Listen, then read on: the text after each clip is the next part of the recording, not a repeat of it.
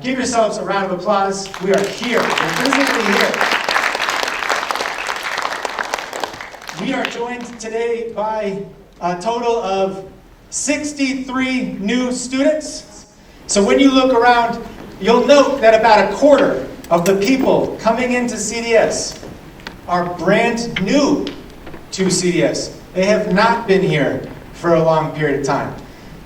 So give it up to everybody who's joining our community, teachers as well. Give it up for them. And today, as you'll see, we've got 12th grade in here. This is their last year.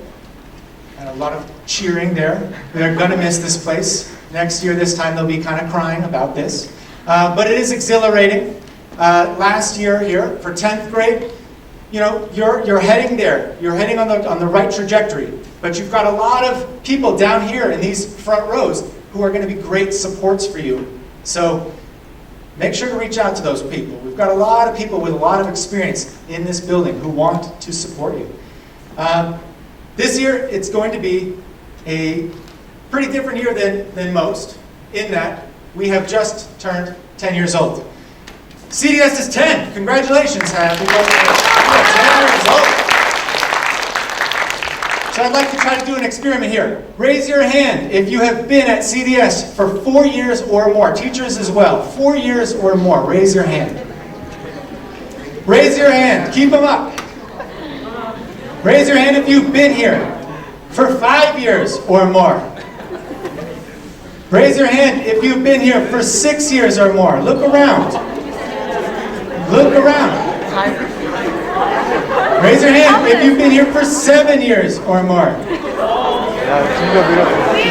got some up here, we got some down here. 8 years, more than 8 years. 1, 2, 9. 10? Oh, we got a couple of 10 years. So, you guys, if you guys have seen tremendous change, and anybody who's been here for a few years, teachers included, you've seen tremendous change. Stephen, when you first drove up to this school, and Ethan, I think, down there, when you first drove up to this school, it was on a dirt road. It was on a dirt road. So much has changed. We as a school have changed a great deal. And we've come a long way. And in those 10 years, wherever you were, whatever school you're at, you too have grown a lot in 10 years. You've come a long way. You've gone the path of self-discovery. Every year you're going to learn more about yourself. Just like myself, when I turned 10, I thought I was the wisest there was, but I continue to learn more about myself. And as a school, it's no different than you. This year you're going to learn a lot about yourself. And the one question institutionally that's been on my mind since I got here 7 years ago is this one. What does it mean to pioneer to serve? For those of you who are new, pioneering to serve is on our great logo. It is our motto. And for 7 years, I've been trying to figure out what this means. I know what those words all mean, but what does this really mean? And so, because we've turned 10, doesn't mean we've answered this question. What does it mean? And COVID's been on all of our minds, and it's changed the way in which we've interacted with each other. But it doesn't change the fact that we still need to pioneer to serve. But what does that mean? So, when you look this up in the dictionary, you'll find to pioneer, you'll find what it means to serve. I don't find that to be enough. I'm not satisfied with this answer. That's basically try something new and to be of use. To be of use, to try something new to be of use to somebody. I'm not satisfied. So I took a little bit of time, over 7 years, to try to piece together what this means to me. Here's my definition. I believe pioneering to serve means to deliberately take action. Doesn't need to be big, it can also be small. But you need to be deliberate, which means to choose. You need to choose to do this, to go out of your way. I believe you have to invest, support, or give to somebody else, and this is important, but also it can be to yourself. You can pioneer to serve yourself. Now, I think if you had pieced together the dictionary definitions, you'd get something like this. So this is nothing novel, but I'm going to add this caveat. I'm going to add this little unique piece to this. You need to do all of this knowing for a fact that potentially your action may not be reciprocated. It may not come back to you. You need to do so knowing that you may never see the impact of what you have done, of the actions you've done. So you need to help others without expecting anything in return. To help yourself without expecting or knowing the true intended and long-term aspects of what happens. So again, here we are, CDS, in a COVID pandemic, and I'm asking you, what does it mean to pioneer to serve? Here are some examples during our pandemic, and you will know some of the people who are going to come on the screen, and I could list 1,000 people that I've met in my days that inspire me and help me to define this, but I'm going to give you some examples. The first one is my grandfather. My grandfather turned 90. Give it up for my grandpa. 90. We'd all be so lucky to be 90. But my grandfather survived a heart attack, and he was actually brought back. He saw the light at the end of the tunnel and came back. He survived cancer.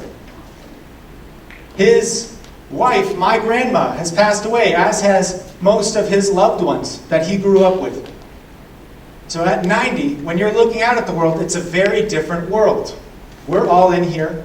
We're relatively young compared to 90.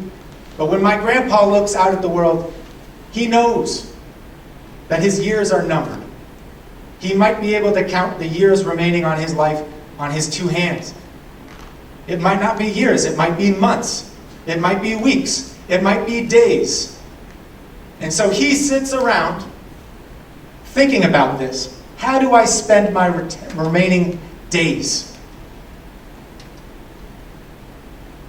And this is what inspires me about my grandpa, and this is what leads me to believe he pioneers to serve. My grandpa, when the pandemic hit, was immediately trapped in his house, and he pretty much has been for 18 months. He is in the highest risk category. But my grandpa didn't just sit around and get upset about it. No, my grandpa knows Zoom better than everybody in this room. He went out and got somebody to train him on Zoom. He sets up Zooms with me, and sometimes he's doing things on Zoom. I don't even know what he's doing. He's a Zoom expert. But he does so he can connect to other people who need that support, who are 90, who are isolated. He goes out of his way to do that. My family, before the pandemic, was spread out over the country. My grandpa couldn't travel. And yet, he still financially supported our family in getting together, knowing for a fact he would never be able to take part, and he would never really get anything out of this person, other than knowing he was making other people happy. He writes for the local newspaper. He donates to charitable causes. He reaches out to people in need. And so, my grandpa is a great example of pioneering to serve.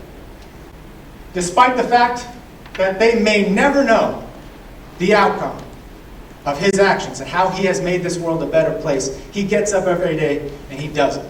He tries to make this world a better place. Another person currently in this room that I believe is a great example, and I could list 27 other teachers, but a great example of pioneering to serve is Mr. Landon Green. Give it up for Mr. Landon Green.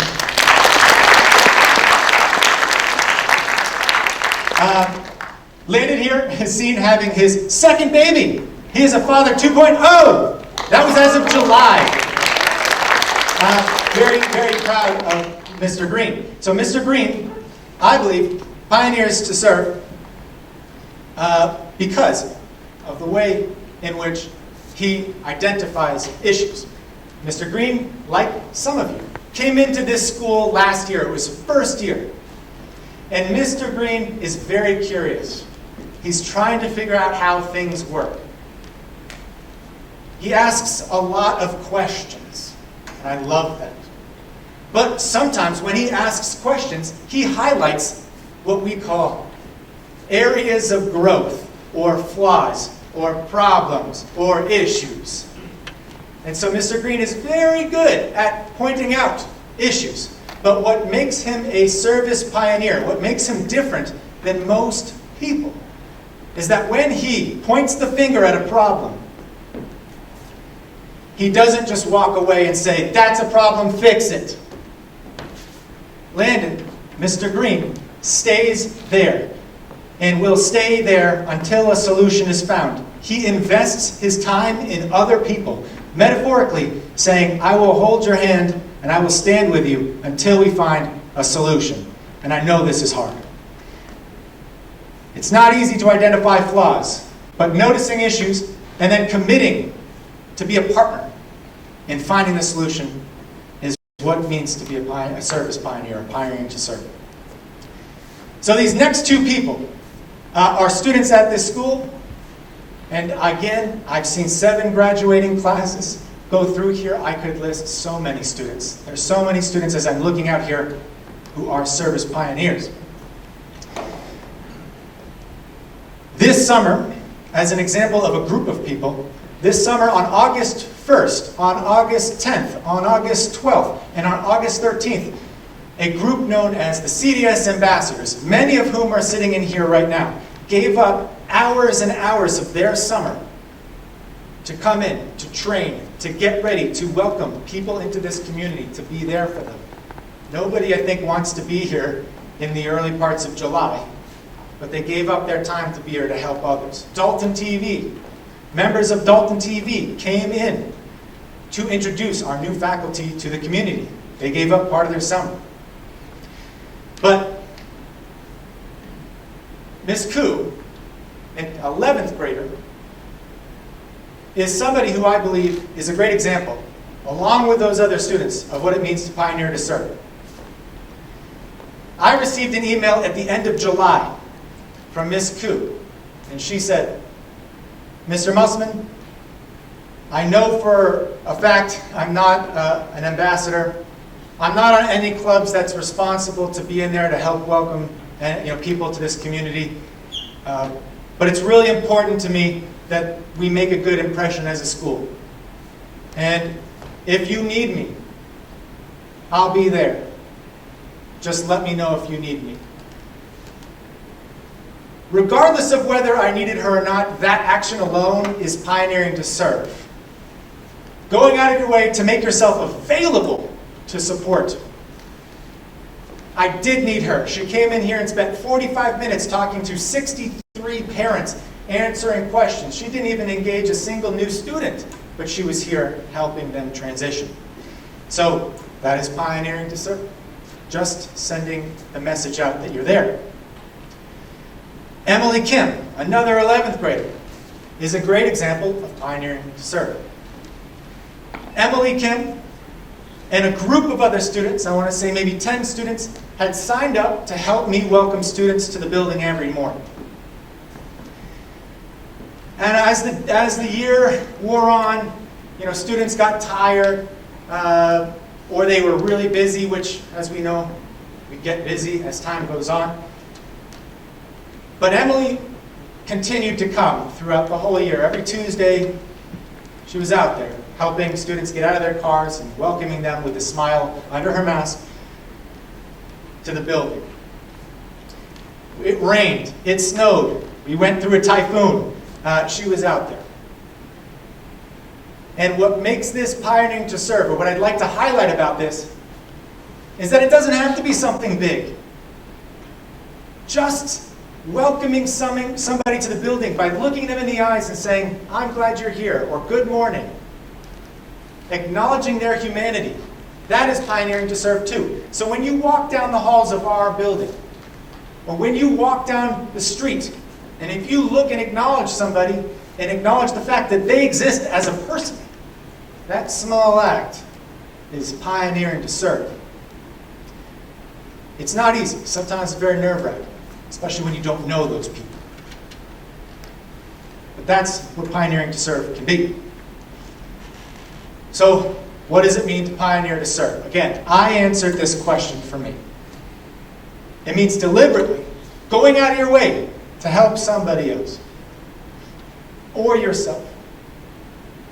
But doing so knowing that you might not have those behaviors reciprocated and that you might never know the impact of your kindness, of your act. So that's what it means to me. Those are my examples.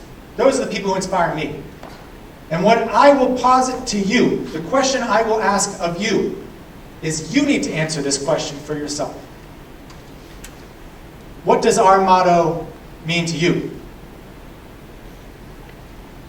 Is it, and I don't believe it is, a checklist item of getting 60 community service hours just so you can graduate? Or does this motto imprint itself somewhere deep within you as something that you can walk out of this building, when you graduate, to walk out of this building for the last time and take with you and bring to others, and bring to yourself? And when you find that answer, my question always, the next follow-up question will always be, will you now rise and serve? Will you rise to the occasion? Knowing what you know, will you now step up? Because this is a choice. It is not something that just comes easy. You have to choose this.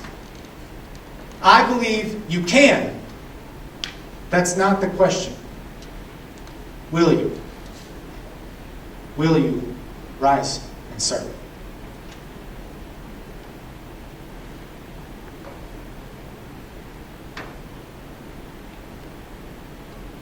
And with that, let's get this year underway. Give yourselves a round of applause. I'm so glad you are here.